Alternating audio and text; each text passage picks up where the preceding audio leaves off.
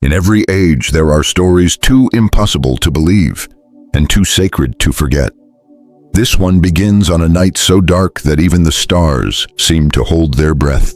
Imagine an empire so vast that the earth trembled beneath its armies.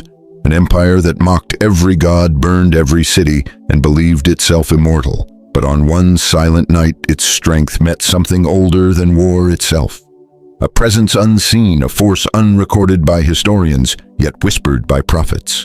They say 185,000 soldiers died before dawn. No battle, no fire, no sound, only death in the stillness of the desert wind. Some called it plague, others judgment. But the scribes of Jerusalem wrote just one line, and the angel of the Lord went forth and struck the camp of Assyria. What kind of being could silence an empire in a single breath? Was it a messenger of light or the shadow of God himself? For centuries, the truth has been hidden beneath layers of faith, fear, and forgotten stone. We will step beyond legend, into the night where heaven itself went to war. This is not just a tale of kings and kingdoms. It is the story of the warrior angel who annihilated 185,000 soldiers in one night. And to understand this mystery, we must begin where faith met fear in the heart of a trembling king who dared to believe when the world was already lost. The walls of Jerusalem glowed faintly under the torchlight, their shadows crawling like anxious spirits.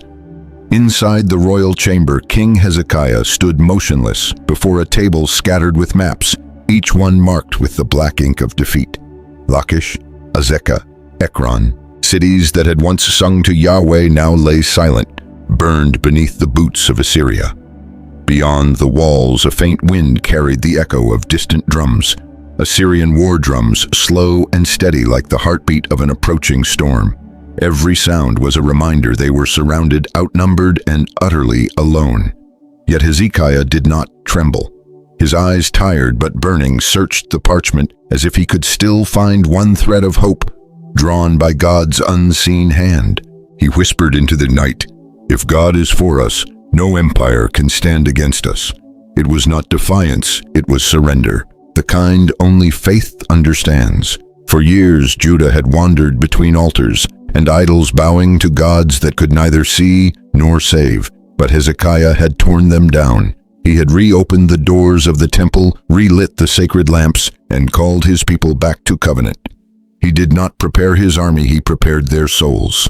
Because Hezekiah understood something most kings never grasped. A nation may fall by the sword, but it rises by its faith. Still, faith is never born in peace. It is forged in the furnace of terror.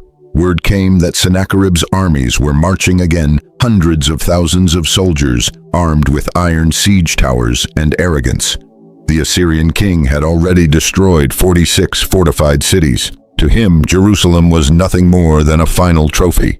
Messengers arrived at the city gates bearing threats written in gold and venom. They shouted in Hebrew so every trembling heart on the wall could hear, "Do not let your God deceive you. No God of any nation has saved them from my hand." The people froze. Mothers clutched their children. Even the guards lowered their weapons. But in the palace, amid the weight of despair, a different voice rose, calm, ancient, and unwavering. The prophet Isaiah stepped forward, robes heavy with dust and light. His eyes carried something not of this world. "Do not fear the words of the king of Assyria," he said softly, "for the zeal of the Lord will defend this city." In that moment, time itself seemed to pause.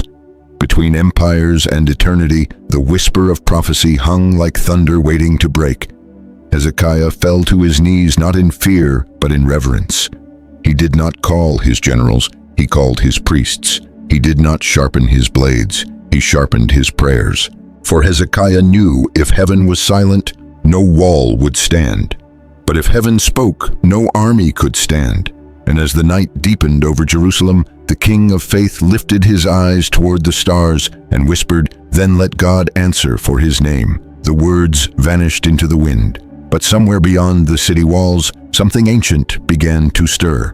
The sky above Jerusalem turned the color of iron. From the watchtowers, men saw at first a sea of black banners moving like a storm across the valley. Spears glimmered like 1,000 mirrors catching the last light of the sun. The Assyrian army had arrived. They were countless hardened veterans of conquest, marching under the banner of Sennacherib, king of Assyria. They encircled the holy city like a tightening noose. They severed trade routes, poisoned wells, and seized the water channels that once sustained life. Jerusalem was being strangled, slowly, deliberately. Inside the city, fear spread faster than famine. Mothers whispered prayers into the hollow night. Children cried for bread, and the old men sat in silence, staring toward the horizon, where the fires of the enemy glowed like a second dawn. Then came the voices. Assyrian envoys stood before the walls, their words carried by the desert wind. Do not let Hezekiah deceive you. Do not let your God deceive you. No God of any nation has saved them from my hand. Their laughter echoed between the towers, sharp and cruel. For the first time, even the priests faltered. Was Yahweh's silence a sign of abandonment, or the calm before divine fury? Hezekiah heard the rumors, the doubts, the trembling hearts. He walked through his palace, the corridors dim and cold. Every step sounded like the tick of destiny. In his hand were the letters, Sennacherib's words filled with blasphemy and pride. He did not tear them apart. He did not reply with anger. Instead, he climbed the temple steps, alone. The city below him slept in fear, but inside the temple, a faint light flickered, the lamp of Yahweh still burning. Hezekiah laid the letters before the altar and fell to his knees. The silence was unbearable. But from that silence rose one of the most powerful prayers in Scripture. Lord, the God of Israel, enthroned above the cherubim, you alone are God over all the kingdoms of the earth. You made heaven and earth. Now, Lord our God, deliver us from his hand, so that all kingdoms may know that you alone are God. His voice broke. Tears stained the scrolls of the enemy. At that very hour, the prophets say heaven stirred. Somewhere beyond the veil, a messenger was dispatched, swift as lightning, silent as breath. But no one in Jerusalem knew. They only saw their king kneeling on the cold stone floor, as if his soul had become the final wall of defense. The night deepened. The Assyrian camp roared with drunken laughter. The stars above flickered like watchful eyes. Between earth and heaven, the prayer lingered, a soundless cry rising higher than the siege towers of men. And then a wind began to move. That night, the air above Jerusalem grew unnaturally still. Even the wind that carried the stench of war seemed to pause, listening. The moon hung low, pale and veiled by drifting ash. Beyond the walls, torches flickered in the Assyrian camp, thousands of them dotting the valley like stars fallen to the earth. But in the temple, all was quiet. Isaiah's voice echoed in the stillness. The Lord has heard your prayer. Hezekiah stood alone before the altar, his face buried in his hands. He did not see what came next, but heaven did. In the unseen realm, the command went forth. One word from the throne of God and eternity moved. Ancient texts call him the Malach Yahweh, the angel of the Lord, not one among many, but the messenger of divine judgment. He descended not in fury, but in silence, not in fire, but in breath. Some say he came like wind through tall grass, moving unseen between the tents. Others believed he rode upon the air itself, a shadow made of light. The first to fall never screamed. The second never stirred. A soldier lifted his head to speak, and the words froze on his tongue. In moments, laughter turned to stillness. The sound of iron and flesh was swallowed by silence. It was not thunder that woke the city, it was the absence of it. A stillness so deep it felt like creation itself was holding its breath. By dawn, the smoke of Assyria's fires still rose, the banners still stood, but 185,000 soldiers no longer drew breath. Their spears lay untouched. Their armor gleamed in the morning light. Only the flies moved, whispering through the ranks of the dead. The survivors stumbled through the valley, eyes wide, unable to comprehend. Some said it was pestilence, others the wrath of a forgotten god. But the scribes of Judah wrote only one line, a line that shook history, and the angel of the Lord went forth and struck down the camp of Assyria. What was this angel, a being of fire, a spirit of death, or the very presence of Yahweh clothed in judgment? Isaiah would later call him the arm of the Lord sent to do what no sword of man could do. And Hezekiah, when told of the miracle, covered his face and wept not from victory, but from awe, because he knew this was not merely a rescue, it was a revelation. Heaven had moved not for power, but for faith. The valley that once echoed with the boasts of kings became a graveyard of pride, and Jerusalem awoke to find itself saved by a silence that belonged to God. News travels faster than truth. By the time the first terrified survivors reached Nineveh, the story had already changed shape, whispered by trembling lips and fevered minds. Some said a plague had devoured the army in the night. Others swore an angel of death had passed between the tents. But every tale ended the same way: 185,000 soldiers gone. Sennacherib, king of the world, ruler of empires, sat in his marble throne room, surrounded by idols of silver and gold. Yet for the first time the conqueror trembled.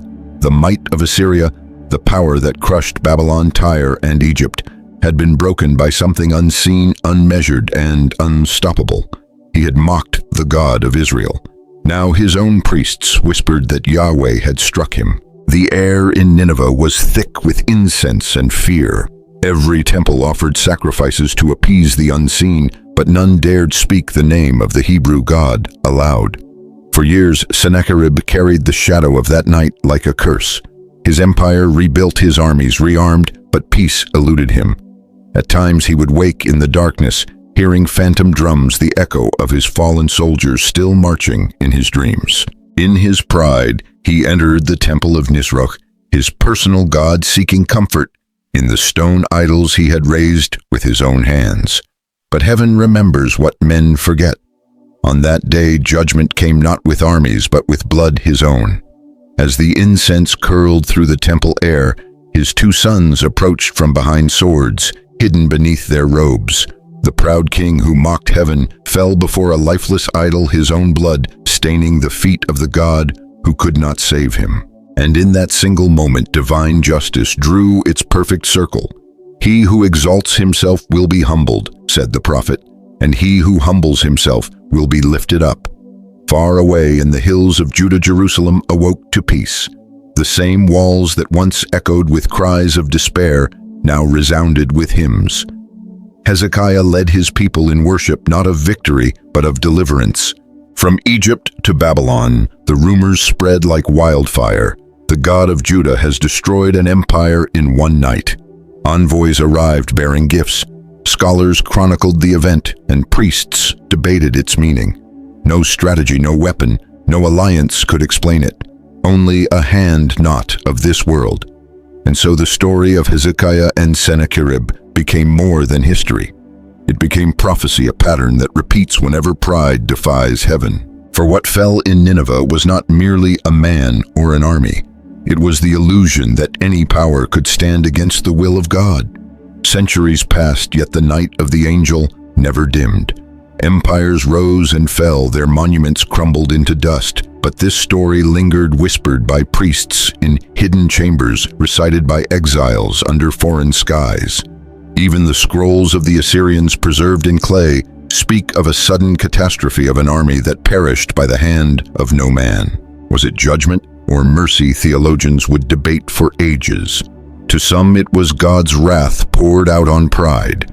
To others it was compassion, divine protection for a city that still dared to believe. In the Book of Kings, the account remains brief, only a few verses. Yet within those words lies a revelation larger than any empire. The Lord will defend this city for my sake and for the sake of David my servant. It was not only the story of deliverance, but of covenant God's unbroken promise to a people who had nothing left but faith. Generations later, as Babylon rose and Rome conquered the world, the memory of that night still echoed through every synagogue and whispered prayer. It became a symbol of hope in exile, of faith when surrounded of divine justice, moving unseen through the course of history. Even today, archaeologists uncover Assyrian tablets that tell of a king who returned home in humiliation, never again to threaten Judah. Historians search for plague, for wind, for reason, but the faithful already know it was not a disease that struck the camp. It was the breath of God, The story endures because it speaks to something eternal. Every generation faces its Assyria forces, two great enemies, two vast nights too dark, and yet the same unseen hand still moves. It may not strike armies, but it delivers souls. It may not descend in fire, but it whispers in mercy. Perhaps the greatest miracle was never the angel itself, but the prayer that summoned him, the faith of a man who dared to spread his fears before heaven instead of the world. Hezekiah's name means the Lord strengthens, and through him we learn that when faith stands where fear once ruled, heaven does not remain silent. If he could save Jerusalem in one night, the voice of the narrator softens, he can still save your soul today. The story of the warrior angel is not just about the past. It is about every unseen victory still unfolding in the lives of those who believe. Stay with us, because what comes next is not history, it is the reflection that time itself has been waiting for. A message for those who have walked through battles of their own and still believe that heaven can move again. The story of the warrior angel is not only about an ancient battle, it is about every soul that has ever stood surrounded by fear and yet refused to bow. Jerusalem's deliverance was not written for kings. It was written for those who still believe that heaven remembers their tears. You see, faith is not the absence of struggle. It is the strength to remain when everything else is falling apart. Hezekiah's greatest weapon was not his army, but his prayer. And that truth still echoes through time. When faith kneels, heaven stands. For those who have lived long enough to see both victory and loss, remember this: the same God who defended a city in the night still watches over the quiet battles of your heart. The wrinkles on your hands are not signs of fading, but of endurance. They are proof that you have walked through storms and survived. So when the noise of the world grows louder, return to the silence where God once answered Hezekiah. Because even now he still answers, not always with thunder, sometimes with peace. And that peace, unshaken, unending, is the real miracle. Let this story remind you your faith still writes history, and heaven is not finished with you yet. The story of the warrior angel is more than a tale of war and deliverance. It is the reminder that faith still moves mountains, that unseen hands still guard the hearts of those who trust. We have walked through the darkness of empires, heard the silence of divine judgment, and witnessed the power of one prayer that changed the course of history. But the story does not end here. It continues in every moment you choose hope over fear, in every quiet prayer whispered in the night, because the same God who sent an angel to defend Jerusalem still watches over you. If this journey spoke to your soul, let its light keep burning. Like this video, share it with someone who needs to remember that heaven still fights for them. Leave a comment, tell us what this story awakened in you. And stay with us as we uncover more forgotten mysteries hidden within Scripture. For history is never truly silent, and the next revelation is already waiting to be found.